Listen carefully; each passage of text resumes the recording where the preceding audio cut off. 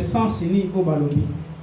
Balobi na troisième personne, ya balobi a la première personne du pluriel. Alléluia. Balobi lèvons-nous et bâtissons. Balobi te que lève-toi et bâtis. Mais balobi totelema petoeba na kotonga. Amen. Amen. Na comprendre quelque chose. Na temi oyo ezali na deux mots clés pour bapesi biso. Ya liboso balobi ete lèvons-nous. Alors nazo comprendre que mutu a telemi bakotinda telema te. Alors soki bazolo bana biso telema, cela veut dire que ezana nous na bateau bazana nous ya kovanda. Amen. Amen. Amen. Ntumso oloba non, mais papa zoloba ke toza kovana ndenge nini, oma obiso toza kotelema. Alléluia. Amen. Amen. Bible lobi ezana batu mususu bazana matoi me bazoyoka te. Ezana batu mususu ana misume azomona te.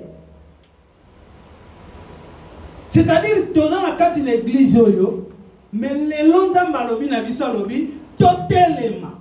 Pourquoi azoloba na biso totelema? Parce que bele kati na biso nanu totelemi te. Toza nanu ya kovanda. Yebisa mninga za pembeni. Esengeli na yo otelema. Yebisa ye. Mobanga ete yebisa ebeli. Amen. Amen. Nani mokozi? Nani mo bikisi? Yes. Nzambe lobi na biso totelema. Bien aimé, pour église oyo emata, pour église oyo ekende liboso, pour église oyo etombwama esengeli ngai na yo toyeba na kotelema. Balobi te que pasteur a telema, balobi te que évangéliste a telema, mais balobi biso nyonso totelema. Amen. Et dans l'adage moko français lobi, avant de savoir voler, il faut savoir se tenir debout. Amen. Amen. Amen. C'est-à-dire, mutu po ayeba na kopumbuka. Et là, liboso, il faut ayeba na kotelema. Parce que soki mutu a telemi, ne a kozwa force ya kotambola, ne a kozwa force ya kopumbuka. Amen. Alléluia. Amen. Pourquoi nous avons biso na langage oyo? Parce que l'église oyo nanu tozu bato bazala kotelema te. Ou peut-être nous avons na posa ete tolongwa na position ya kofanda totelema. Na comprendre une chose, ete musala nzambe tokoki kosala yango na position ya kovanda te. Amen. Amen. Tout le monde que ma commune ensemble est pour se contredire, non. Jésus est ici ma disciple, la multiplication des pains. Alors, beau fanda. Alléluia. Amen. Beau fanda. Ba disciple ba fandi, po ete ba yeba na kozua. Mutu afandaka. Avant d'agapo azwa quelque chose et pas ya mutu. C'est-à-dire nzambe na kati ne tonga oyo a comprendre ete tosi to vandi mingi, a comprendre ete tosi to zui o eza suffisant. Est-ce que mutu mo azo comprendre? Amen. Ba mateya nyonso ebimi kati na oyo esika, ba message nyonso ebimi kati na oyo esika, nzamba comprendre ete Isidore oso kembe sengeli na yo otelema. Nous allons comprendre que Tishike, aucun bien sengelo sani, otelema. Tu peux se contenter de car on a auto zanamo. Ça veut non on a bêta piano c'est fini non. Ça va ça a besoin de télé. Alléluia. Amen. Amen. Nous allons faire cette exhortation. On va prêcher. Alors nous allons lobi na biso totelema. C'est-à-dire que tu jouis déjà où est important. yango lobi na biso totele muto atelemaka azalaka na confiance ya ye moko nana parce que ndeke soki akomi na moment esengeli apunguka eloko liboso basalaka yeba exercice ya kotelema. Alléluia.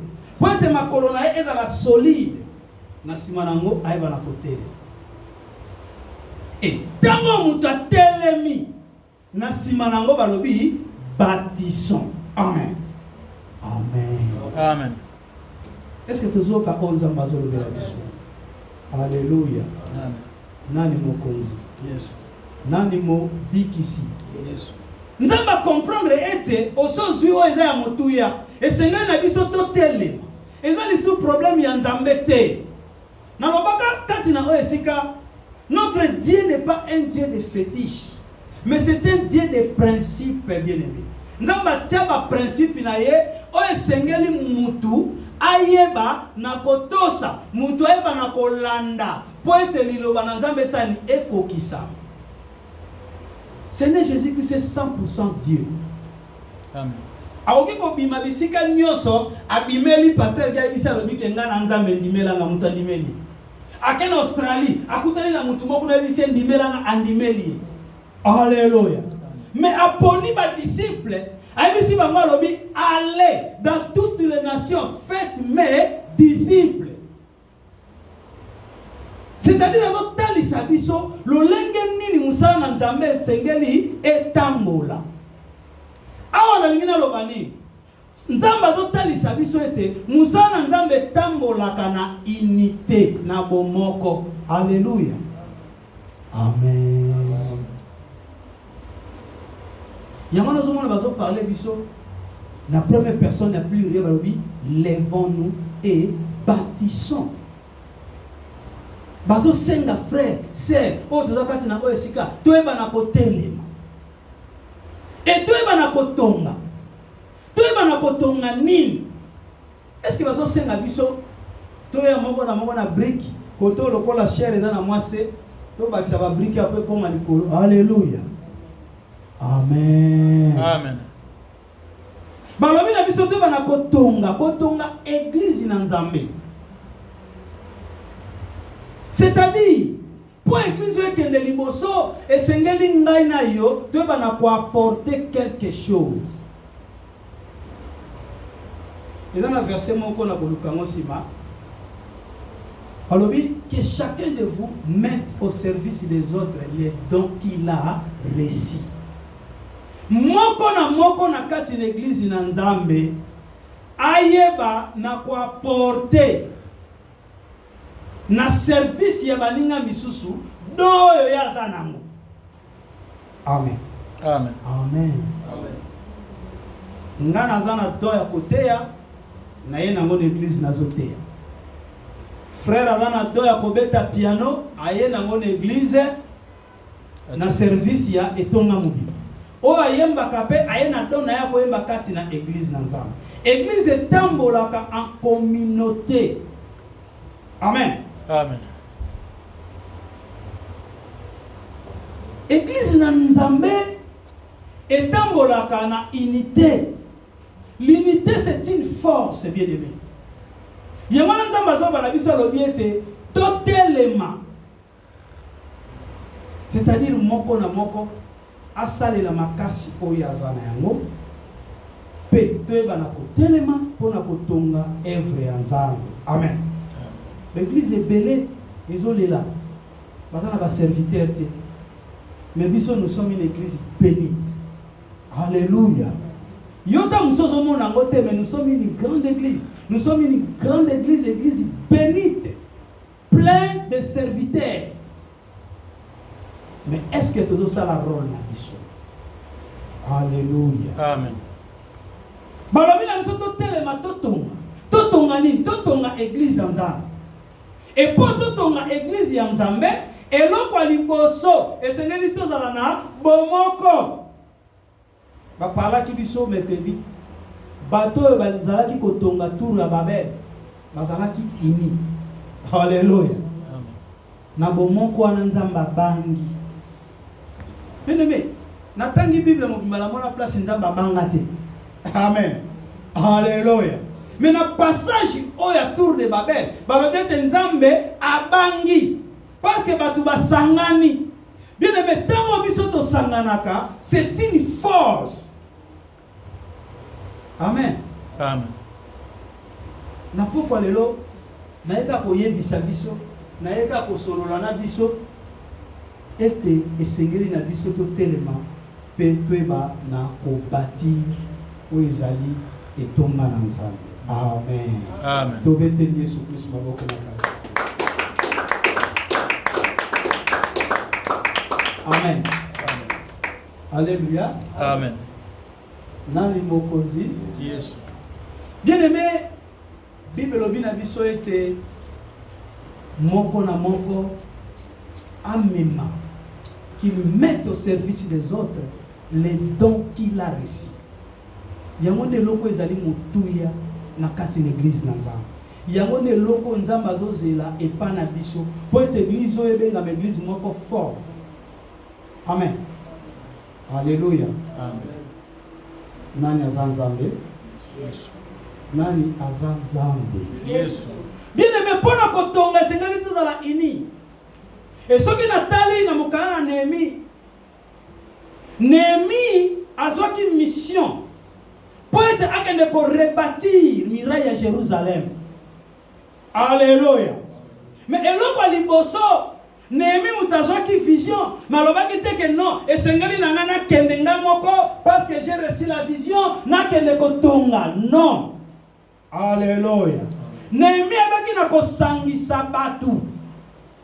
On va kotambola na même vision na ye. Amen. Amen.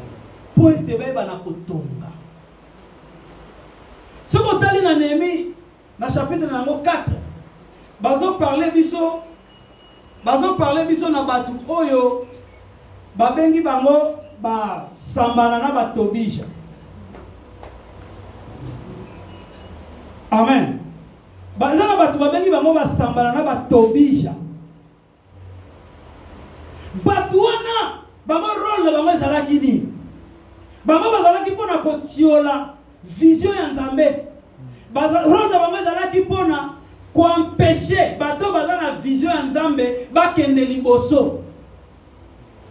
Alléluia. C'est-à-dire Néhémie ayokani na batu pote batonga muraille ya Jérusalem. Mais basambala na batobisha bango bazala na pona ko décourager ete musala na Nzambe ekende liboso te.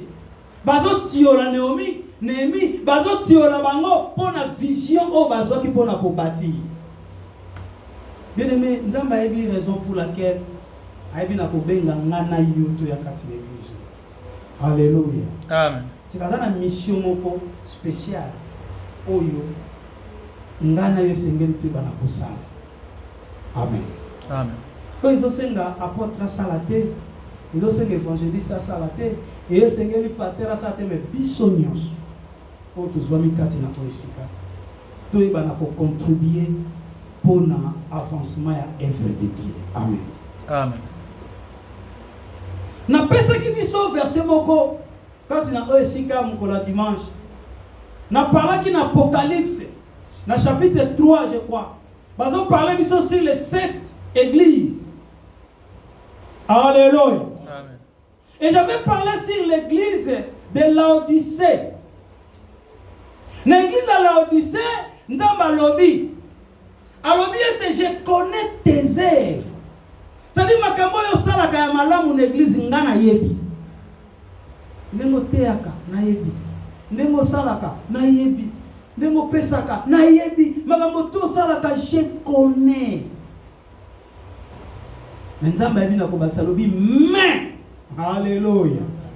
C'est-à-dire si on monte na phrase balobi na sima nango balobi mais c'est que et annulé makambo nyonso balobaki liboso. Alléluia. Amen. Amen. Nzamba lobi mais ce que j'ai contre toi c'est que tu es ni chaud ni froid. Alléluia. Nzamba a besoin batu oh totelema po totonga mais posa na ye azana besoin bato baza lokolo moko libanda lokolo moko na kati te. Amen. Amen. Alléluia. Mutu atongaka kozala lokolo moko libanda lokolo moko na kati te. Est-ce que vous commencez à comprendre mon tesoro? Alléluia. Alors bien que je connais tes œuvres. Osalaka makama malam. Nyoso osalaka bien na sepelaka. Otambolaka na kobanga oui, j'accepte. Mais ce que j'ai contre toi, c'est que tu es ni chaud ni froid. Le kolomoko libanda, le kolomoko la kati. Avoyagaka mukolomoko, nabaki tozo solo na biso. Navoyagaka mukolomoko na mboka moko na Équateur. Nakomi kuna mboka wana ezalaki na komanda moko. Komanda na mutandai ko régner. Amen. Amen. Komanda na bandaki ko régner. Kombo na ye tantôt vrai tantôt faux. Comment mutu? Tantôt vrai tantôt faux. C'est-à-dire il se croyait être un petit Dieu. Donc il a mis tantôt vrai. C'est-à-dire ceux qui na moment wana okutani na ye azana face ya malam alimbisi yo. Ozala na tort, ozala na raison, alimbisi yo. Amen. Mais il y a un moment c'est-à-dire ozala na tort, ozala na raison, so kutani na moment na face à mabe OK. Alléluia. Tantôt vrai, tantôt faux. L'église, il doit avoir frère, ma sœur, nous sommes bongo. Tantôt vrai, tantôt faux. Tantôt on a une église, tantôt on a la tête. Alléluia. Tantôt on a aussi Moussala Nzambe, tantôt on a Sate.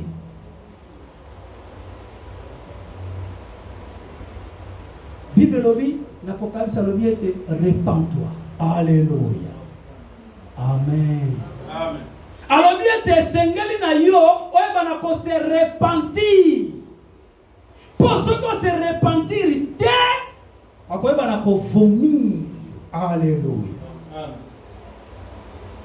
Amen. Est-ce que nous tomons quoi yoki? Amen. Est-ce que nous tomons quoi yoki? Amen. To meteli Yesu Kristo.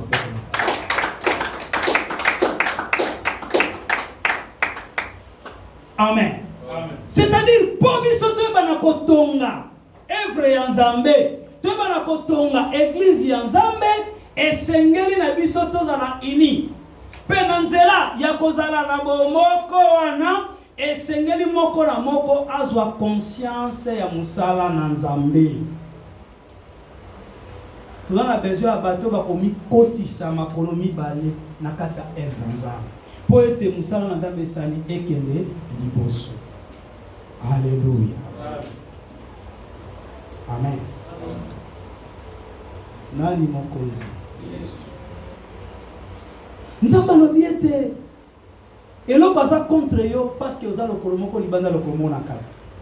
Bien aimé, nyonso na se na moi oyo ekoleka. Ba gloire oyo tozoluka ekoleka. Mbongo oyo tozoluka ekoleka. Bandako ba immeuble ba mituka tozoluka ekoleka bien aimé.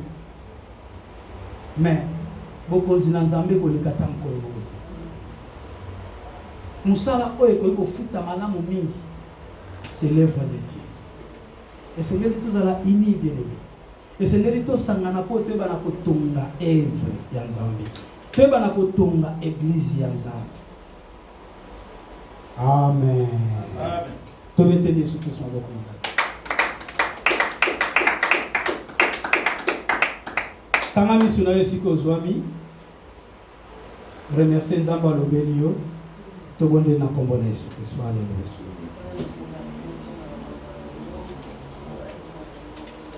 Papa, merci parce que Zamala, pour maman, descend sur la manayo. Merci parce que le bénéficio est que tu es bas. Nakotelema pote tu es bas nakotunga. Nzambe biso toza na volonté kasi moto apesaka makasi na mayele eza yo nzambe pesa biso mayele mpe bwanya singa biso po ete totelema toyeba na kosala mosala na kombo ya Yesu nde tolobi merci Seigneur Jésus-Christ amen tobeteli Yesu Kristo maboko makasi.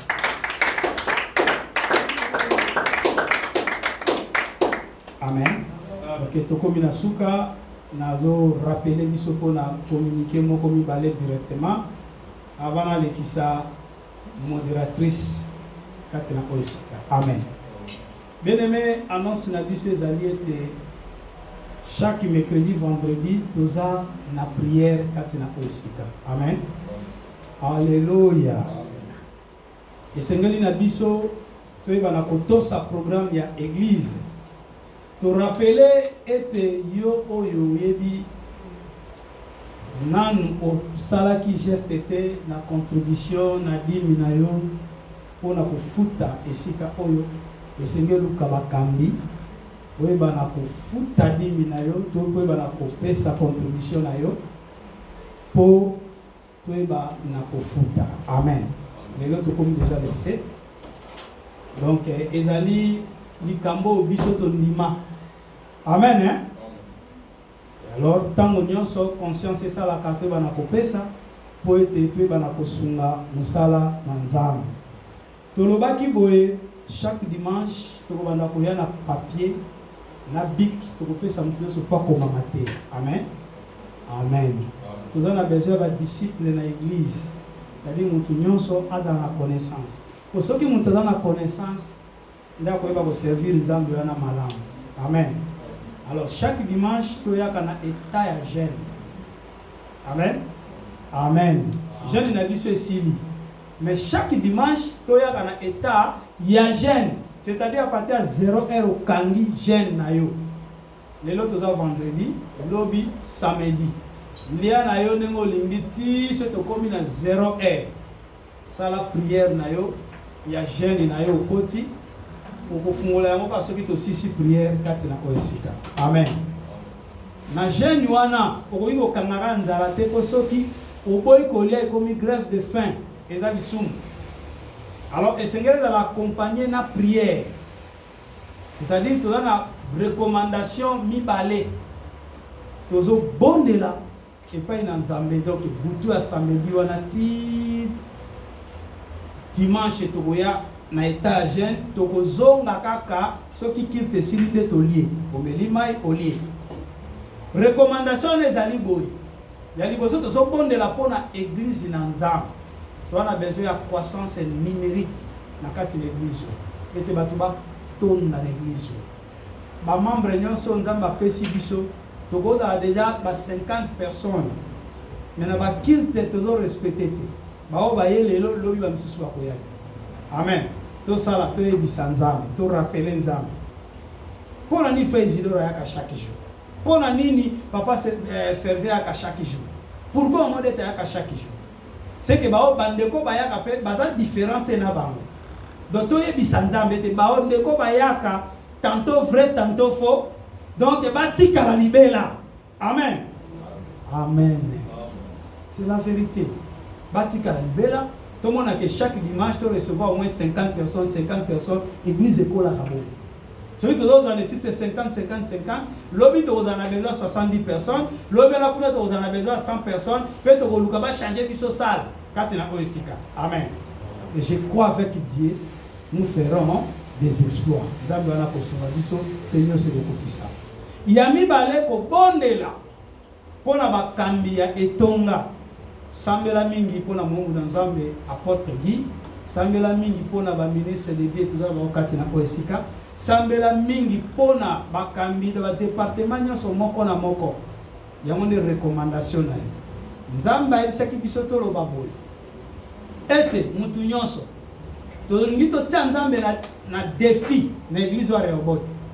C'est-à-dire soki yo ozwi mutu moko oyo ayebi Nzambe te. Voyez, un dimanche kati na Oesika, comment sujet de prière na yo eloko nino yo lingi Nzambe al sala yaka nango, nous allons prier Dieu. et totala so nzambe akokisa to akokisa te. Amen. Mais na nzambe na biso akosaka te. Akokisa oyo ezali posa motema na yo. Amen. Tobeteli Yesu Kristo maboko makasi. Ata nazobenga mama na biso, betela Yesu Kristo maboko makasi.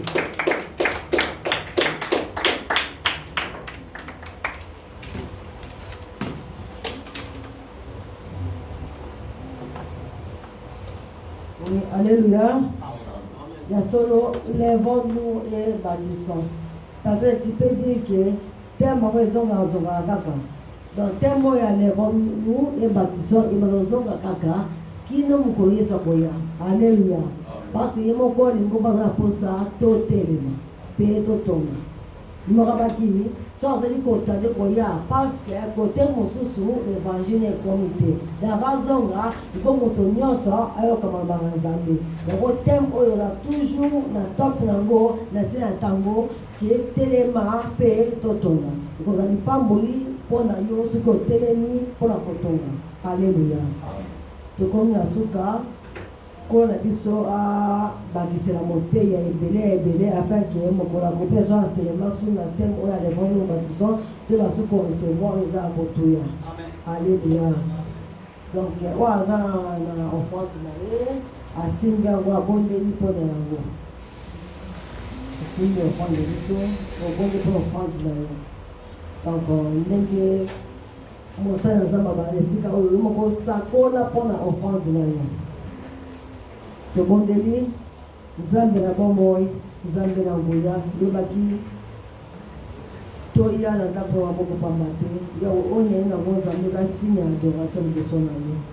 Alors mon Dieu on voit la sengi yo ofulanga mamisa lola la sengi de son Nzambe elandanga na zanga te ya wa kokamwa penza mera bomoi bande kwa nyonso on ofanga pesika oyo kanisa la bango kanisa la sija pour la bango kanisa la bonta la bango Yesu masiba zangi lelo pesa parce que pesa ka le ba o zangi ngomu na Nzambe ba kubila biso na kati ya offrande oyo na kombo na Yesu amen.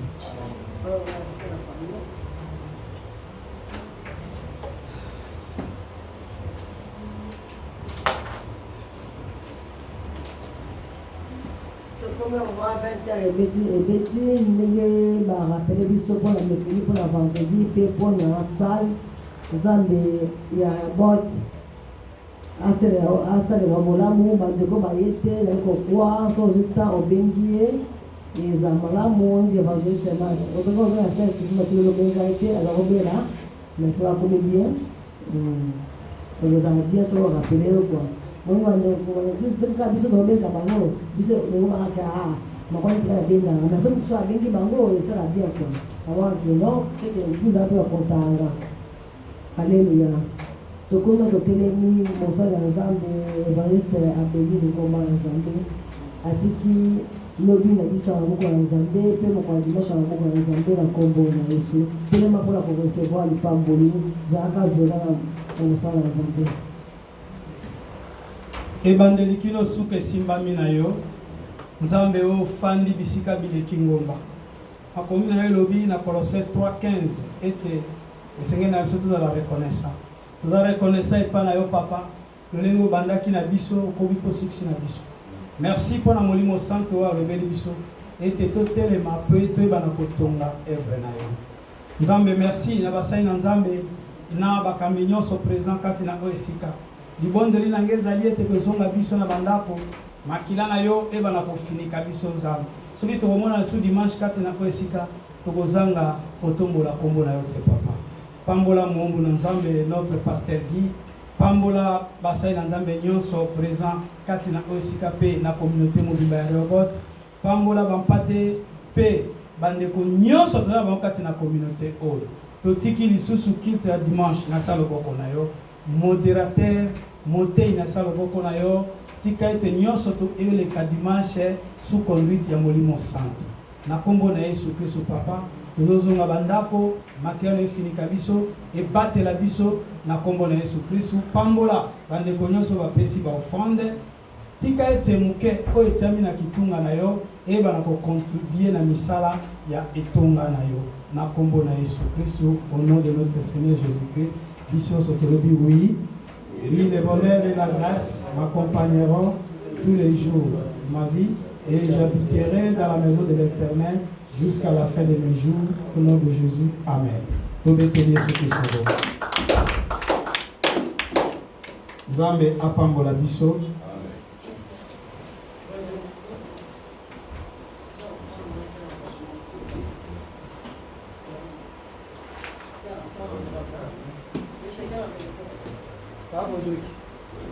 Bosololi? Hein? Bosololi? Donc, on va dire qu'on depuis ce M. Donc, si on a lié, donc nous sommes là, madame. Madame de Ramassas. Oui, ça va. Ça va? Ça va, Bon, très bien. Comment on met le téléphone pour ça?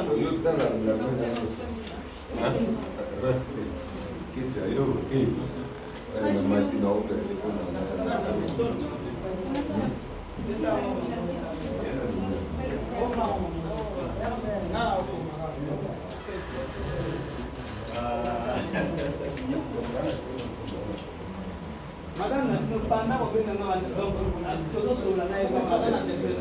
alors, il y a un téléphone. Et tous les appels que j'ai appelés, à côté la tête, à la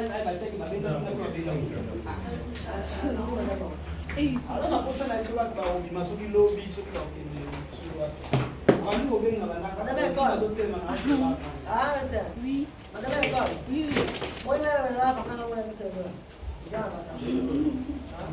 Oui,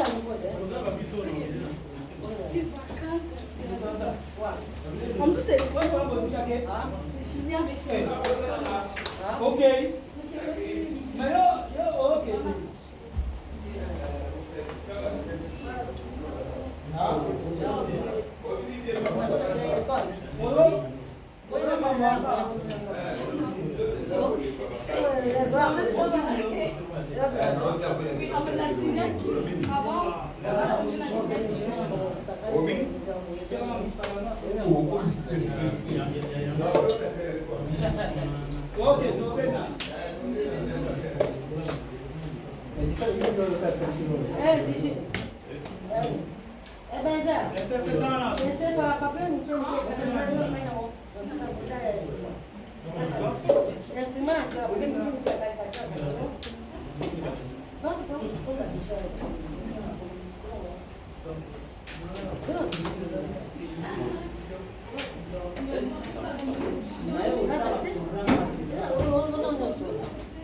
Mais je vais faire comment?